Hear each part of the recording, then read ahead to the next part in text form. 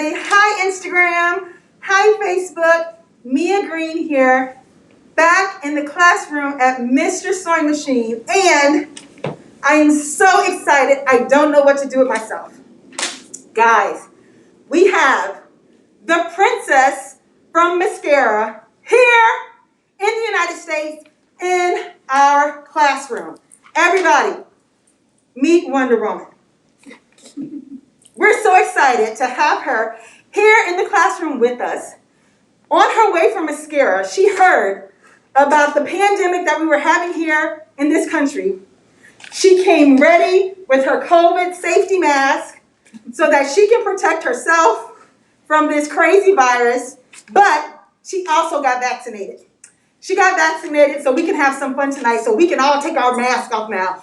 Woo! And breathe. That's how it always feels after cosplay. It's been a year. It's been a year. Welcome, welcome, princess. Welcome. Thank you. Everyone, I'm so excited tonight because we have the one and only #1 cosplayer, Petra Germany, here live in-house with us, and she's dressed as Wonder Woman.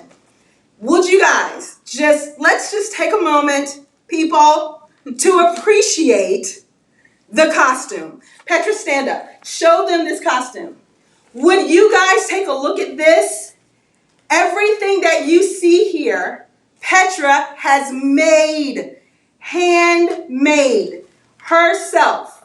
Okay? Everything. Her headpiece, her bangles. You know the bangles when Wonder Woman puts them together and everything blows up.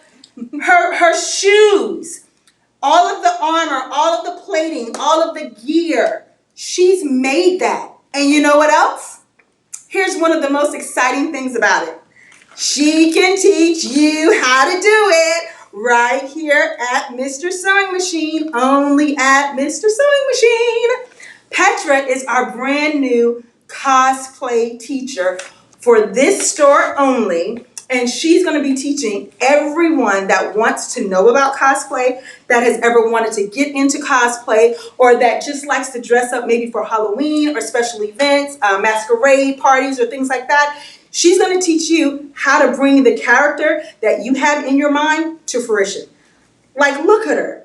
When I saw Petra's picture online, she was wearing this costume, and I honestly thought I was looking at the Wonder Woman trailer. I was like, oh, okay, so this is a cosplayer who is going to make this costume. I thought it was a picture of the trailer. And then it was like everything made by me. I was like, what? She's hired. I hired her right then on the spot. I was like, I gotta have her in the store. I just love the attention to detail that she has, that she has an eye for detail, and she just plays so much. Oh my gosh, like I don't know if you guys on Instagram, you're a little closer to her, if you can see the detail, how rugged everything looks. You can see that on her breastplate, it just looks really worn and like battle worn and rugged here, and her knee pads, like she's been in battle. Like, I love it. Like that's just like amazing. I'm not a cosplayer, so as you can tell, I'm totally fascinated.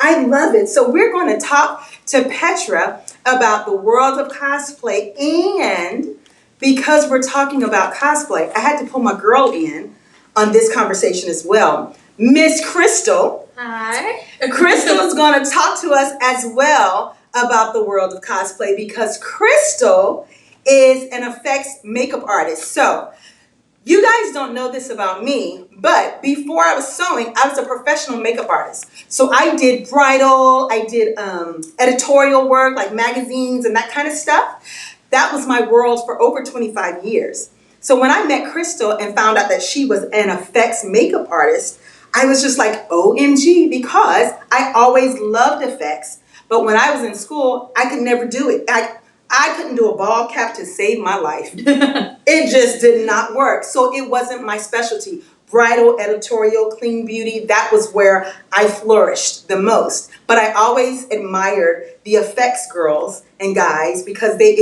was so much creativity there. And Kristal is a professional effects makeup artist. And so I brought her into this conversation as well because she is a cosplayer and she does effects makeup. I learned something today. Kristal is dressed in, was it casual cosplay? Yeah, casual cosplay. Kristal is dressed in casual cosplay and she is a genie. I dream of Genie? Genie from Aladdin. She's the genie Yeah. from Aladdin. Oh, I just showed my age. I dream of Genie. That was like, what, the 80s? Y'all don't even know about that. Aladdin. She's a genie from Aladdin. So she's dressed in what we call casual cosplay, and I just learned that today. Ooh, Mia learned something new today. She's dressed in casual cosplay as a genie from Aladdin. And Petra, of course, is the princess from Mascara, Wonder Woman, the classic Wonder Woman. So let's jump right in, girls. First question is for you, Petra. Okay, I want to know, how long have you been involved in cosplay? Tell our viewers, how long have you been involved in cosplay? Just about 20 years, I think. Wow. Yes. I started out right around 1999, 2000. I was 16. I'm really dating myself here, so I'm old. So I know I dream of Genie. You're not allowed to look like that and be that age. Exactly. Sorry. It's all, that's my special effects makeup. That's my superpower. Frozen in time. No, I started out I was always artistic and I always just wanted to do interesting things, and I grew up with comic books and cartoons and like the Saturday morning cartoons. Like, I grew up in Germany, so that might be why you might hear a bit of an accent.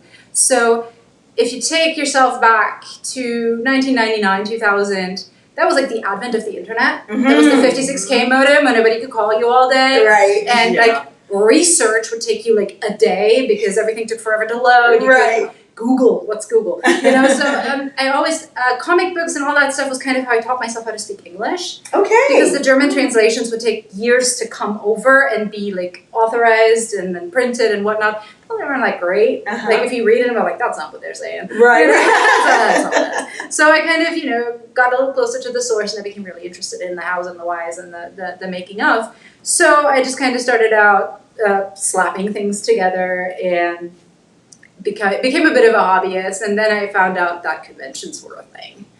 Oh my. Wow. So I went to everyone I could get to. Mind you, also, in Germany you can't drive until age 18. So I always had to like find people to go with. So that's how I made a lot of my friends, and we just kind of bonded over Star Trek and Harry Potter and Lord of the Rings. That would always come out. Harry Potter and Lord of the Rings would always come out within a month of each other, so we'd always go dressed up. We'd make like elf costumes, or I had friends that did like the Hobbit costumes with the feet, like they molded feet over their shoes. Wow. So it was just so incredibly creative, and it was just all kind of this, what do we have at home and what can we make of it? Because you couldn't get Amazon, Right. Amazon Prime. Jeff Bezos wasn't even thinking about that at that time. Right. So we just kind of made do with what we could. We did a lot of things the old-fashioned way. So I think those techniques are really helpful to maintain. Even now you can just buy these crazy things with a click of a button, which is also fine. I mean, that's totally cool. Sometimes you just don't want to make the effort. Sometimes you don't have time. Sometimes you just don't want to deal with the hassle. Right. Get your costume, rock it, all good. But I feel personally for me, I get such a joy out of making things and of like figuring it out and like, how did they do that? And how can I do it without breaking the bank and all that? So that's become really the inspiration that's kept me going into it. Wow. I love it. Okay, so here's my question for both of you girls. Okay. What's the difference between professional cosplay and casual cosplay? What's the difference between the two? I'll go with the professional cosplay is people that go to conventions. They're usually paid by the convention to be there. They're like a guest star. They will sell pictures of themselves. They're making money through their cosplay. And then there's other people that they're cosplaying for fun. They just do it for the love. They're not trying to create an Instagram account where they're, you know, Or building followers and building a following. Yeah. Okay. But it's very, very competitive to do a professional cosplay level. If you want to go there, it's a little cutthroat at times. So Wow. yeah, it can be intense. It's personally more fun for me to just hobby it. And do you do it professionally, Petra? I would call myself a bit of a semi-pro, if you will. Like, there's not we're also not exactly, San Diego Comic-Con adjacent, or like there's not a lot of the big name conventions in this part of the country. Mm-hmm. So you have to be willing to travel if you want to do it professionally. You have to go to San Diego, New York, Atlanta, wherever you want to go, or even internationally. A lot of times they will sponsor you if you're big enough, which that's fantastic, good for them. Right. However, the hobby aspect kind of takes some of the pressure off, and it allows you more to do it as a community aspect. The way I make an income from it is by doing commissions for other people. Like if somebody wants to have a certain part of a costume made, or like build me an axe, build me a sword. I had a client commission me for the scarecrow from the Batman movies. Mm-hmm, So it's this like scary burlap mask and like crazy claw gloves, and it had LEDs built in, like it lit up. Oh, wow. So that dude looked pretty intimidating. And he made like a video, he had did like this whole thing, he went to this like haunted location and just had a blast with it. And that's kind of more how I like to go about it, by making things for people and by also, just providing ice for people. Like I'm not super big on like going out like me, like look at my face, look at my costume. I'm just like, yeah, I made this. So that's more my thing. Like I like to talk about it a lot, obviously, but and I don't. Like, some people really get into that whole following and it's commercial aspect. Yeah, it's intense. Which is awesome. More power to you if you have the dedication to do that and to pursue that. Also, I have to say, I'm also a little bit old for that. I kind of started at age 18 and into 20s and all that. When it comes time to like settle down, and you don't have as much time for it anymore, and then the demand kind of ebbs off, and there's always going to be 50 other people wanting to jump right in. So everybody can just do it their own way, and I think I've kind of found my little corner. Your little area, your little niche. Yep. Very nice. Awesome. Kristal, I got a question for you. Okay. So how does effects makeup artistry go hand in hand with the cosplay world? Like, how are they tied together? I know that, being a makeup artist myself, but for our viewers, explain how effects makeup artistry works with cosplay, and for those that don't even know, what is effects? What is effects makeup? Okay, well, some good examples are, I have a lot of clients that will call me up for conventions. They want me to do special effects makeup for them. Sometimes it's as simple as what I call the 300 look, where I'm helping them out with the abs a little Brushing bit. on abs. Right. Yeah, it's like, all right, we'll give you a little help here, because flash photography is not kind, even if you're, sculpted like a god. Right. Also, always wear underwear. Oh yeah, Those suits are not as oh yeah, opaque as you think they are. dance belts for Spider-Man. Yes. Another one that I was getting called to do a lot of was Avatar, when it was popular. Oh, the blue. Yes, the Avatar, the blue, the nose effect, the ears. Then it was Gamora and Nebula from Guardians of the Galaxy. I was doing that, you say bald cap, and I cringe. It's like that bald cap and then all of her metal pieces, and Gamora, she's got these specialty eyebrows. So I was helping a lot with doing that sort of thing for cosplayers. I'm a little bit like Cinderella. I always get everybody else ready for the ball, but then I don't have my mice and my birds, so I very rarely actually get to dress up. But I enjoy helping others look amazing. It's fun. Nice. So that's my So you work with prosthetics and all of that. Yeah, Wow. silicone, foam latex. I even have my own foam latex oven. A long time ago, I tried out for Face Off. I was one of the top contestants for season 10. I was a runner-up for season 10. That was as close as I got to the show.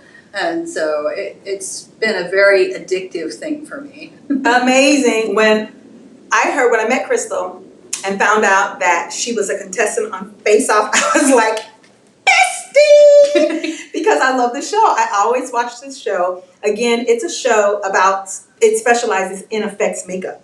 I am not an effects girl, but I love effects makeup artistry. I love it. So just to know that she was like on the show, that I was up binge watching all the time, was like so cool to me.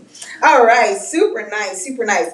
Petra, have you ever designed or created a costume? I know you just spoke about doing commission work, and we're going to get into some of your other pieces in a moment, but have you ever done any type of costumes for film or theater? Like anything we've seen on the big screen, or any local, acts or theaters or anything like that? Have you ever made costumes for anything like that? I have not necessarily. Or even at home in Germany? Well, in Germany it was a bit of a different story because they did like people that were bilingual at the time, because you could get into with people that came from out of the country, and you got to deal a lot with the handlers and assistants for their celebrity guests, because of course they wouldn't necessarily speak German, and some of the people that worked there was like, Right. So I did get commissioned to do outfits for the conventions, like for the Star Trek convention, Star Trek, and you get the idea. But I did a lot of it when I was in school. I actually went to school in Los Angeles, which I timed it a little poorly because by the time I graduated, the writer's strike happened. So the costume departments and the special effects makeup departments were where they cut first. So it was kind of So I did a few things here and there that ended up in what's called development hell, where they just kind of circulated, never picked up, and I had a wild and crazy 24 hours dressing up Ed Asner and Faye Dunaway for a pilot that went absolutely nowhere, but boy, it was an experience. Wow. I don't want to get too deep into it, but it was such a big culture shock of like, so that's Hollywood. It was a nonstop. When I say 24 hours, I say 24 hours. Yes. I mean 24 hours. It was a long day, and you had to be on constantly. Mm-hmm. That's kind of how I realized that like I can't do this as my like full-time job and like have any sort of life expectancy to speak of. So I like to take my time with things. I like to do it thoroughly, and I like to learn something along the way, not just like go, get it done, they're waiting for you, and I'm just like, so not necessarily anything that you might have seen, but I had a lot of like behind the scenes experience where I knew very quickly that I'm going to do it on a small scale. Right. I'm from Miami, guys. I'm from Miami, and a lot of people will come to Miami, up and coming artists will come to Miami and shoot music videos. So when I was doing makeup, it was kind of like that for me. I was doing music videos for local artists, nobody famous, nobody that had made it or has made it since. I was doing makeup for music videos, and I was also doing makeup for like runway shows, up and coming designers. And for me, it was like that. It was like, oh my God, I don't want to do this kind of makeup, because it was, 4 a.m. for a music video, you're up and like, wait, what? And then you're there all day till like midnight, and the same thing with the runway shows. You were always on. You're doing makeup like in 5-10 minutes, changing a full face. It was gruesome, and it was fast paced, and I didn't like it. It's like pit stops at a race. Yes. It's like they yell cut, and you better be on there before they close their mouth. Yep. And you got like 5 minutes to do it, so I can relate to that. Wow. Cool. Guys, if you have any questions for Petra or Kristal, go ahead and put them in on Instagram. Go ahead and type them in there on Facebook, and we'll get those questions answered. You got a couple more minutes here with us, so throw those questions out if you have them. You got a question? Go ahead, Kristal. I do have a question. Okay. What are some things that you admire about other cosplayers? Like, it's obvious that you're very admirable and you've got the attention for detail. What are some cosplayers that like interest you, and why? I do like. I have to rep the home country for a minute. There is a cosplayer. She is, she's not a native German, but she lives in Germany. She goes by Kamui Cosplay. If you do cosplay, yes. Yeah, she's kind of, if I say she's written the book on cosplay, she's written literally has 50 books on cosplay. Wow. Anything that you need to know, like how to make this, how to build that, how to put LEDs in it, make it smoke, make it glow, make it do anything. Like there's a book for that. Wow. And she was one of the first big ones that have literally been around for, over a decade. So that's a pretty big one. I do admire the people that actually today, if you are on Instagram or Facebook or want to see the Ultimate Cosplay Championships are on today at some point. I don't know exactly the time, but there is some amazing work there, like needlework, armor building, just general gravity defying craziness. I would definitely, if you're interested in cosplay at all, check that stuff out. That is a whole other level. So I like the people that can transform themselves with just simple makeup. There's a couple of cosplayers out there that just like, that's me. Also, now I look like Alison Tabitha. Yes, Alison Tabitha is one of them. She's like, she does pick people that kind of flatter her face a bit, but Right. she can make just, I mean, it's insane.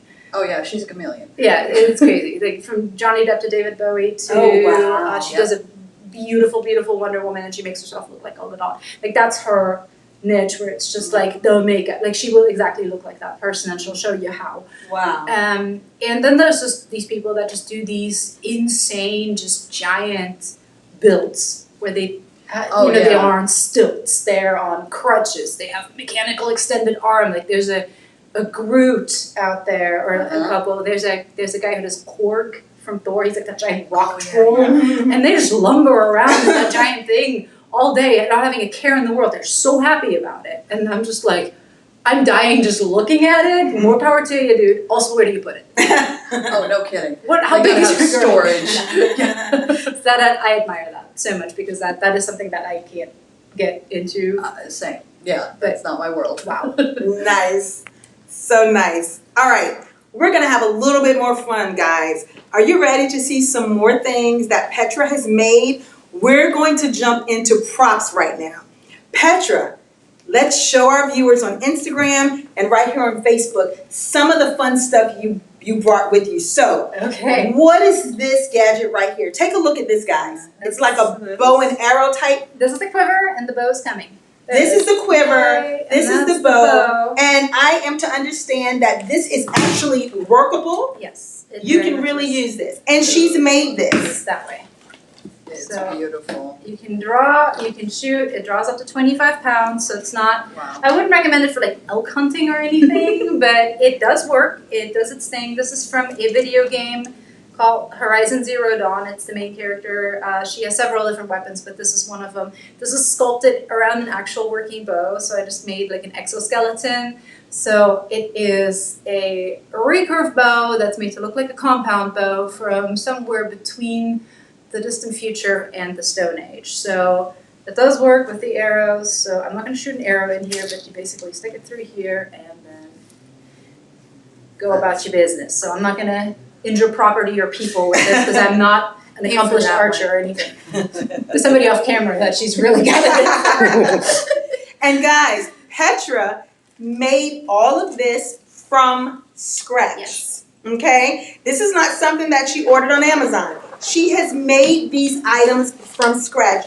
Instagram is a little bit closer to me, so let me take you in there just a little bit. Okay? You can also buy it on Amazon if you can find it. There's no judgment. If you want to buy it, I don't blame you. You can buy it on Amazon, or you can sign up for cosplay classes right here at Mr. Sewing Machine and have Petra teach you how to make some real cool stuff live. I'm going to talk about that in a minute, because we have a class coming up for Infinitely you guys. preferable. That is, of course, the better option. This one's a bit special and it's a bit new. It's actually, if you can see, there's a signature on it.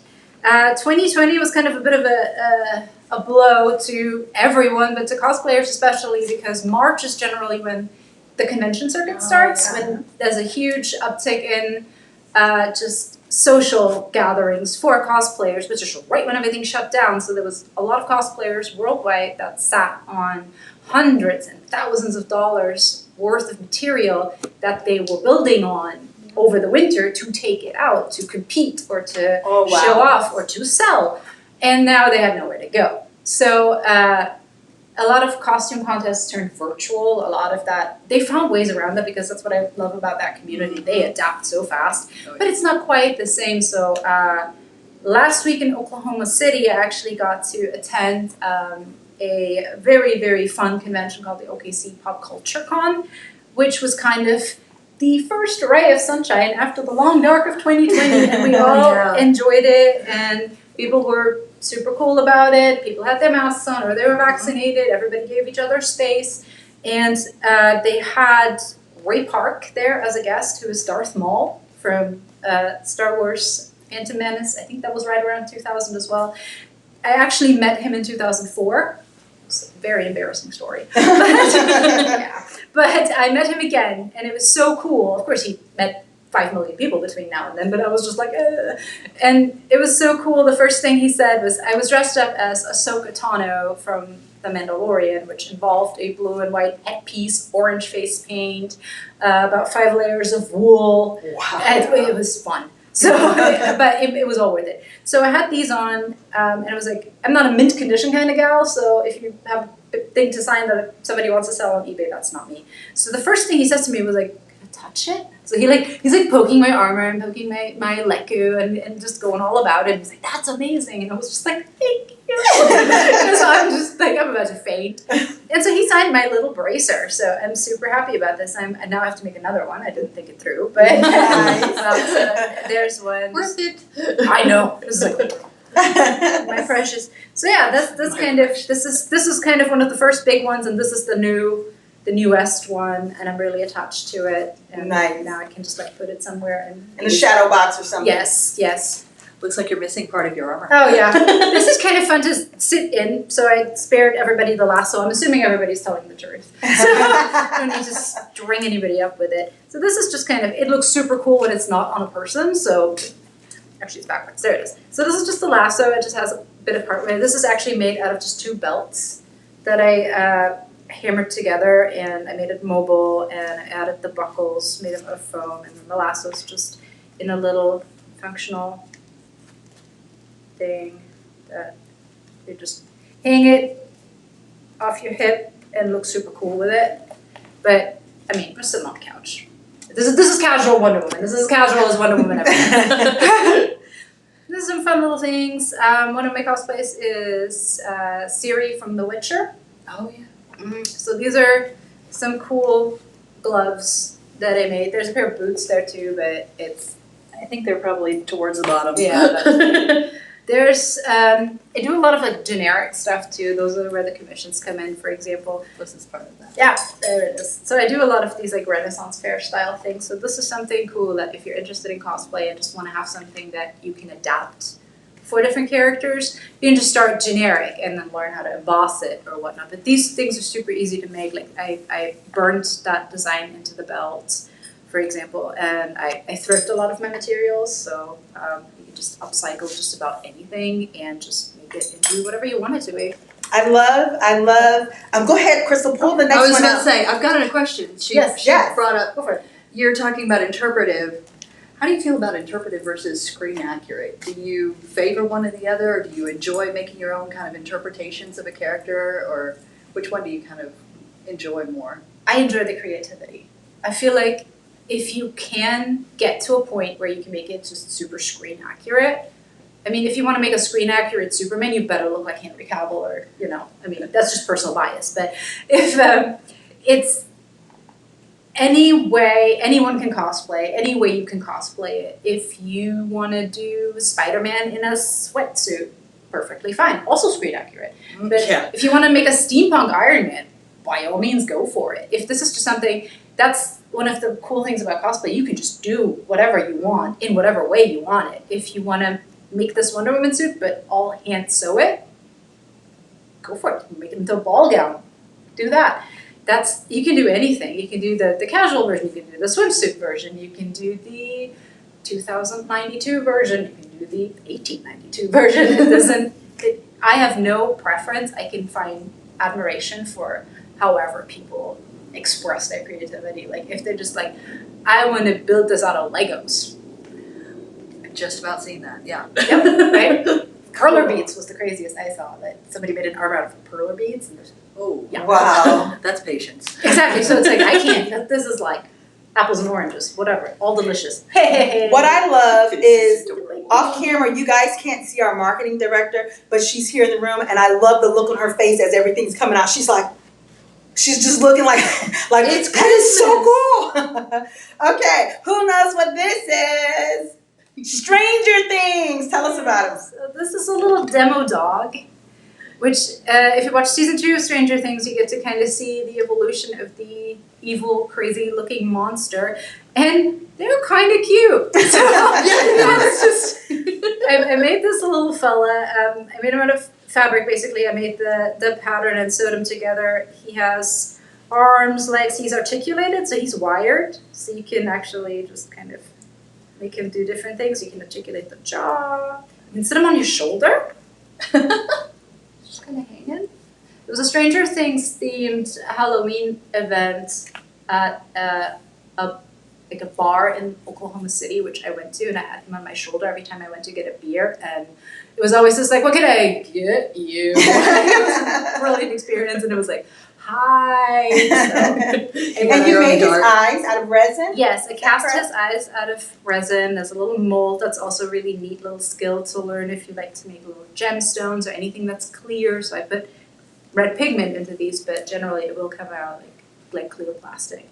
So it's amazing, right? A bit of a different thing, but also very, very nice accessory to have.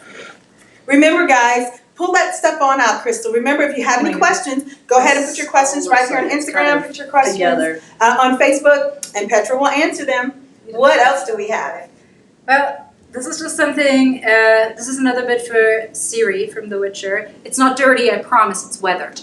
This is something that's so it's meant to look this way. It's meant to look worn. It's freshly washed, but it's actually supposed to look like I've just rolled around on a battlefield, which is basically how that character looks. She always looks like she came from the better party. So her makeup's a little ugh, but she always looks like she's just beat up 20 guys to get to where she is, which I love about her. But this is a very simple design for a blouse that I made from the model of an old shirt that fit me. So I just turned it into a sewing pattern and added some embellishments, added this weird tie. Most of this is hidden under a corset, so it's not terribly exciting on its own, but it's kind of a neat starter project, like the peasant shirt that every medieval fair has 20 million of, but a little bit different. And there's some cool ways that you can weather things, like you can steep it in tea bags, or alcohol ink, or just throw it in the woods and stomp on it. Whatever works. But it's kind of an interesting way to just age things and do cool stuff with it. Speaking of Ciri, I think I found her boots. Oh yeah, there they are. Hooray! So, Ciri's boots, also weathered. So these were just a pair of faux leather boots that I got for cheap. And I stripped them completely and just built that entire boot cover over them. So this is not how they came. They were darker brown. And I left the base on, but I took all the shaft of the boots off and just made a whole new one. So it could... So understand that this boot, she made that. Let me get closer to Instagram so they can kind of see that. She made this, okay? That's not how the boot started out. You can actually see a little bit on the inside here how the boot started out. So everything you see, all of this brown here, you can even see at the bottom where it was attached. See that? All of this she created. Amazing. And guess what? She's a teacher right here at Mr. Sewing Machine. Yay! Yeah, boot covers and gloves. We've got a question. What's our question? Yes. So Monica would like to know, how can I get started in cosplay? That's a great question. What would you tell the newbies wanting to get started in cosplay? Thank you so much for your question, Monica. Hi, Monica. Thank you for asking. I would suggest you find something that you're really, really into. And if it's Iron Man, you might be out of luck for a minute, but if you have a character that you just really, really love, let's do Wonder Woman. Just figure out what you love about the character and what you can see yourself doing, and just kind of analyze what you think the character might be made of. And then there's always resources like what I'm about to teach, or there's a lot of resources nowadays where you can just this is how you make armor out of foam. Or if you want to just go with a simple route, there's a lot of easy characters to get started with. So if you want to do something out of your closet, there's a whole trend that came in 2020. I'm sure it's been around before then, but closet cosplay was huge, basically. It's like those Pinterest aesthetics that you see, dress like Black Widow, and there's a leather jacket, and a pair of pants, and a red belt, and all that. Mm-hmm. So you can kind of just figure out what you love about the character, what you think you can realize about it right then and there, where you are, and then what you kind of need to learn more about. And just kind of take it bit by bit. Don't let yourself get intimidated by the whole big shebang, because you can build some cosplays in a day, but I wouldn't advise it. So just take your time, learn what you think you need to know about the character, research, budget, big one, budget. and also see what time commitment you need to make. And then just kind of go bit by bit and kind of start absorbing knowledge, reach out to other cosplayers, find tutorials, just kind of see how you can make it work. Like if you wanted to knit a sweater, you look up what kind of sweater you want to knit, find the yarn, find the right needle, and just get started. And there's a lot of trial and error, but it's the same thing with this. It just involves a lot more components and it looks a little cooler than a sweater generally. So I hope that answers your question. Nice. Monica on Instagram and everyone else on Instagram and Facebook, we are going to do a beginner class on May 29th at 1 p.m. We're doing props and accessories. And so Petra is going to teach those that are interested in getting into cosplay how to make bangles similar to what she's wearing. Okay, how to make them look metal, just the accessories that she has on here. That's what we're going to be teaching on May 29th at 1 p.m. Okay, just to get your feet wet and get you started in cosplay. For those of you that are interested, you'll go to www.mrsewingmachine.com, click on classroom calendar, and you can register right there online. Okay, so we're going to be doing cosplay, props, and accessories. It's the perfect class for beginners. You're making similar bangles to this on May 29th at 1 p.m. right here at Mr. Sewing Machine. What else do we have? I'm interested in the corset. Yes, this was what I mentioned earlier when the pandemic was in full force, and I think it was actually OKC Pop Culture Con 2020, which was still being held, but they had a lot of capacity limitations and mask mandates and all that stuff.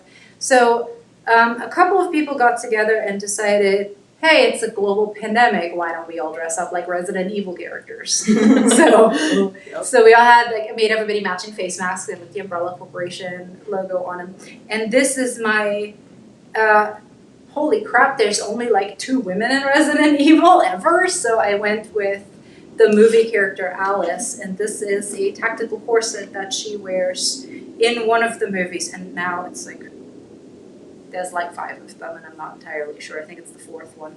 But I was like, I can do this, and a lot of her costumes are kind of ridiculous looking, so I'm like, maybe not. But really, tactical corsetry, I mean, how can you not? So I found a cheap corset, and I added all the tactical webbing to it. So this is actually functional. You can, it's called Molly if you're into tactical things at all. So you can actually hitch bags to it, or if you have like any accessories that you want to like loop into it or hang off of it, that holds. So it was very appropriate for the occasion. So we had a lot of fun doing that. Super cool. And we are coming close to the end. What else do we have? I think that's about it. That's about it. So this is another like cool basic project. This is if you're a fan, this is another video game. If you're a fan of Castlevania, there's a Netflix animated series, Castlevania. The final season just came out. It's a little more on the adult spectrum. It's a little bit like animated Game of Thrones. There's a lot of war, so maybe don't watch it with your kids. But I made a character from that show, which is a beautiful, simple character that is super powerful. But I made her costume out of like a pair of curtains, which is a great cheap resource if you can't find specialty fabrics, look for curtains. And I ran into a problem that is very common for cosplayers, because especially in anime or comic books or any sort of Western animated television or movies, you don't ever see any closures. There's no zippers. There's no buckles. You don't know how anything fits together. You don't know how anything sticks together. You kind of have to make it up and hope for the best. So I kind of made this the seamless belt. So it's this very simple like wrap belt. It's made to look like it's made of yards and yards of fabric that she's wrapped around her middle, but in fact it's just very like loosely pleated linen, and I used the selvage from the fabric to make it look a little more peasant-y, more worn at the sides. And then the closure is just this pointed part where you just hook one end over the other, and there's little like hook and eye closures built in. So when it's fully closed, it's seamless. So you can't tell, it has no beginning, it has no end, and that's why I made it that way. So it's kind of part of the wrapping. So that's a handy little trick for someone who's interested in getting started about cosplay. Like, how do I put that on? Like, this Wonder Woman armor is built on an actual corset, but it's one piece, it's a tube. So you can't take it apart, you just have to get into it as one, and then you're sitting very straight for the rest of the day. But that's a lot of difficulty. Like a lot of these like Spider-Man suits or whatever, like the zippers. Oh yeah. Right. With hidden zippers everywhere. Yeah. So that's a nice skill to know when you're starting out, because when you made your cool piece of armor and then you don't know how you attach it to yourself, that's a problem. Right. Oh my goodness, this has been so much fun, Petra. Yeah. I'm so excited. Thank you so much for coming. You're so welcome. Thank you for sharing. I have one last question. Yes. And while I'm asking this question, Instagram, Facebook, if you guys have any questions, this is the final call. Ask your questions now or forever hold your peace. Okay? Because we're getting ready to wrap it up. Here's my last question for you, Petra. What is one costume that's on your or character on your bucket list to make? Okay. Something you've always wanted to create that you haven't done so yet. Yes. There's a few. Okay. But I'm gonna go with the most recent one as of like yesterday. Which is also not the most recent one, but I'm a big video game fan, not in the sense that I play a lot of video games. I play a few video games with great dedication. And I play them over and over again. Right. I love it every time. One of them that's kept me going for about a decade now is Mass Effect, which is a sci-fi game that's very, cool aliens, space armor, guns, lots of lights, lots of tech. It's amazing. I can highly recommend it. It's a very good series of games. They came out with a remastered edition where now everything looks a little nicer and looks a little cleaner and looks a little cooler because games evolve so fast. And the main character, you could pick whether you wanted to play as a man or a woman. And that's actually one of the, at the time, really flagship protagonists for like a strong female character who doesn't wear a chainmail bikini to be cool. Chainmail bikinis are fine, but... Yeah. Reality takes a hike. Yeah, so, also not for everybody. But this one, head-to-toe armor, helmet, gun, LED pack on the back, and Commander Shepard's armor. There's 100 million people in the world out there that have done it, but it's so cool to see every single one of them. I think when a new Mass Effect game came out, Walmart always sold out of the puzzle floor mats. Those foam ones that have that like carbon texture to it, because a lot of those armors are made out of those floor tiles. Oh, wow. Yep. So you'll see that texture a lot, and you'll be like, I know where you got that. So it's just like, there is a box of puzzle tiles calling my name. I know it. And I can only resist the call for so long now that I've seen some footage of, it's called the Legendary Edition. And, I'm going to play it. I won't be accessible for like weeks because of this. But that armor has fascinated me for a decade now. And as of like the release yesterday, I see all these people coming back up on Instagram, like that one has one, there's a cool one. Oh, they made that version. And I'm just like, fine. Cosplay envy. It's gonna happen. I gotta do it. Sorry, I've just like, if my husband is watching this, I've just like claimed another bit of garage space for something that he didn't sign up for, but But he loves you anyway. He loves you anyway. In spite of it, yes. He loves you anyway. He supports it. He's sitting at home now. Petra, Kristal. Yeah. Thank you, girls, so much for coming and hanging out with us here on Instagram and on Facebook, telling us all about cosplay. Any last questions? If not, thank you guys on Facebook and on Instagram for hanging out with me tonight. Every month we're going to have something cool to talk about here in the classroom. And this month we just had the coolest. Princess from Mascara, our very own cosplay teacher, Petra Germany, and special effects makeup artist Kristal right here with us talking about the fun world of cosplay. You guys have a great night. Remember, if you want to, Join us for a cosplay class. If you want to learn beginner's cosplay, how to make these bangles, something similar to what Petra is wearing, you're going to check our website out. May 29th, 1 p.m. is our very next cosplay class. Petra's going to teach you how to make these. It is a perfect class for beginners. And we will have several more types of classes in cosplay for beginners coming up this summer that Petra will be teaching. So stay tuned, watch the website, watch the classroom, www.mrsewingmachine.com. Click on classroom calendar and you'll be able to just scroll through the months and register for what you want. All right, guys, thanks so much for joining us. We'll see you next month. Bye.